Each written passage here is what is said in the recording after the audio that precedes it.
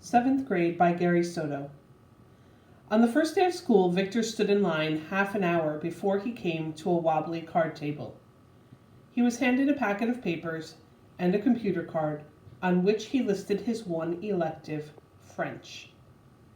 He already spoke Spanish and English, but he thought someday he might travel to France, where it was cool.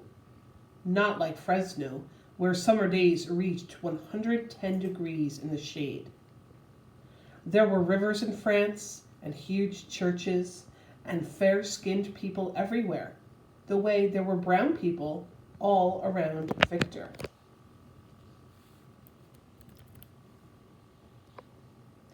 Besides, Teresa, a girl he had liked since they were in catechism classes at St. Teresa's, was taking French too. With any luck, they would be in the same class.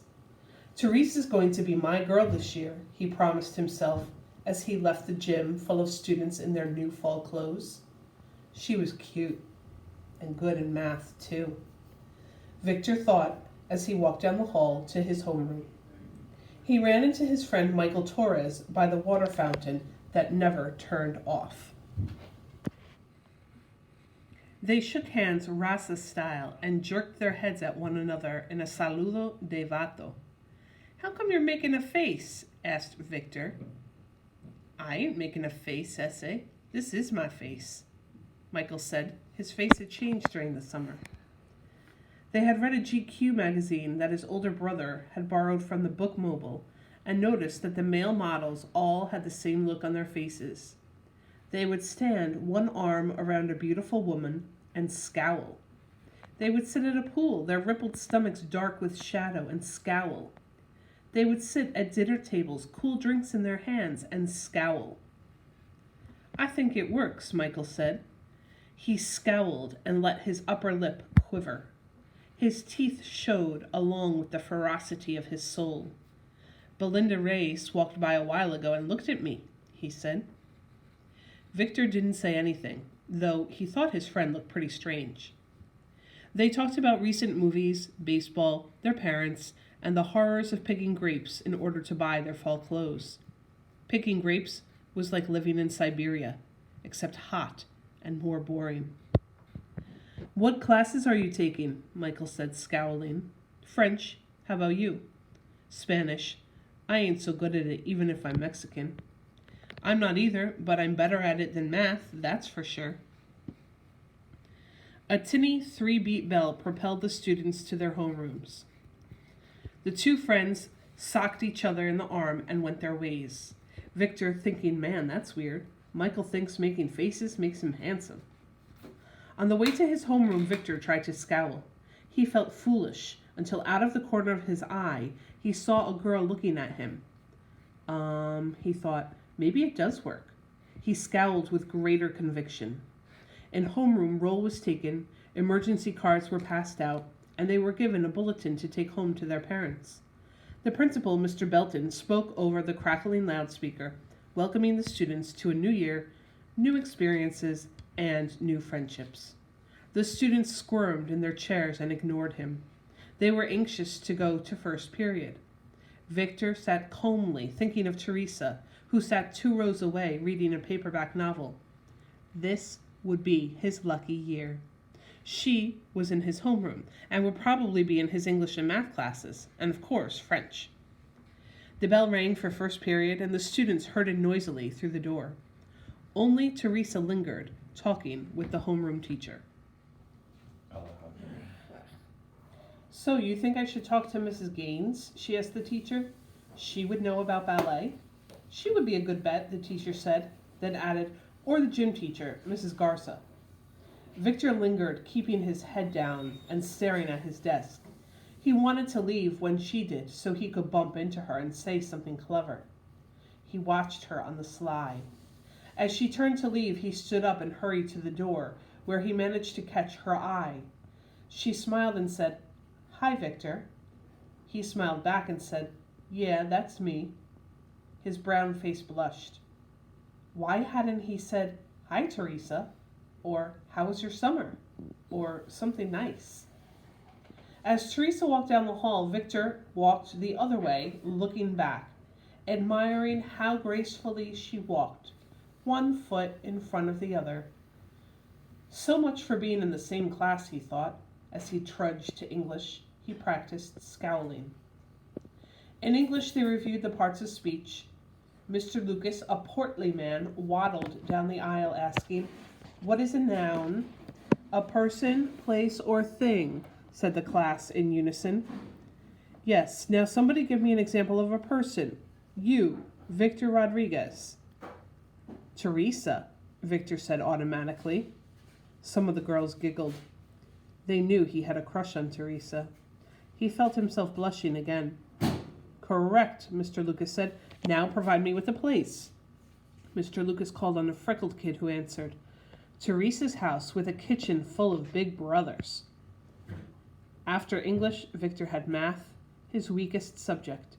He sat in the back by the windows, hoping he would not be called on. Victor understood most of the problems, but some of the stuff looked like the teacher had made it up as she went along. It was confusing, like the inside of a watch. After math, he had a 15-minute break, then social studies, and finally lunch. He bought a tuna casserole with buttered rolls, some fruit cocktail, and milk. He sat with Michael, who practiced scowling between bites. Girls walked by and looked at him. "See what I mean, Vic?" Michael scowled. "They love it." "Yeah, I guess so." They ate slowly, Victor scanning the horizon for a glimpse of Teresa. He didn't see her. She must have bought lunch, he thought, and is eating outside. Victor scraped his plate and left Michael, who was busy scowling at a girl 2 tables away. The small triangle-shaped campus bustled with students talking about their new classes. Everyone was in a sunny mood. Victor hurried to the bag lunch area, where he sat down and opened his math book. He moved his lips as if he were reading, but his mind was somewhere else. He raised his eyes slowly and looked around. No Teresa. He lowered his eyes, pretending to study, then looked slowly to the left. No Teresa. He turned a page in the book and stared at some of the math problems that scared him because he knew he would have to do them eventually. He looked to the right. Still no sign of her. He stretched out lazily in an attempt to disguise his snooping. Then he saw her. She was sitting with a girlfriend under a plum tree. Victor moved to a table near her and daydreamed about taking her to a movie. When the bell sounded, Teresa looked up and their eyes met. She smiled sweetly and gathered her books. Her next class was French, same as Victor's. They were among the last students to arrive at class, so all the good desks in the back had already been taken. Victor was forced to sit near the front, a few desks away from Teresa, while Mr. Bueller wrote French words on the chalkboard. The bell rang, and Mr. Bueller wiped his hands, turned to the class, and said, "Bonjour." "Bonjour," braved a few students. "Bonjour," Victor whispered. He wondered if Teresa had heard him. Mr. Bueller said that if the students studied hard at the end of the year, they could go to France and be understood by the populace. One kid raised his hand and asked, "What's populace?" The people of France." Mr. Bueller asked if anyone knew French. Victor raised his hand, wanting to impress Teresa. The teacher beamed and said, "Très bien. Parlez-vous français?" Victor didn't know what to say. The teacher wet his lips and asked something else in French. The room grew silent. Victor felt all eyes staring at him. He tried to bluff his way out by making noises that sounded French. "La me vave con le grama," he said uncertainly. Mr. Bueller, wrinkling his face in curiosity, asked him to speak up.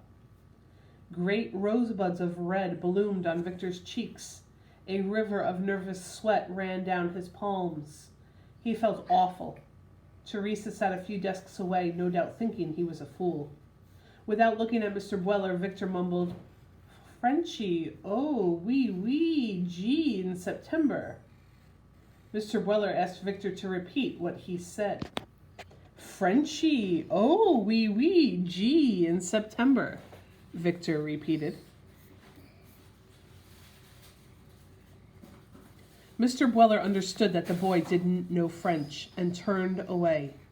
He walked to the blackboard and pointed to the words on the board with his steel-edged ruler. Le bateau, he sang.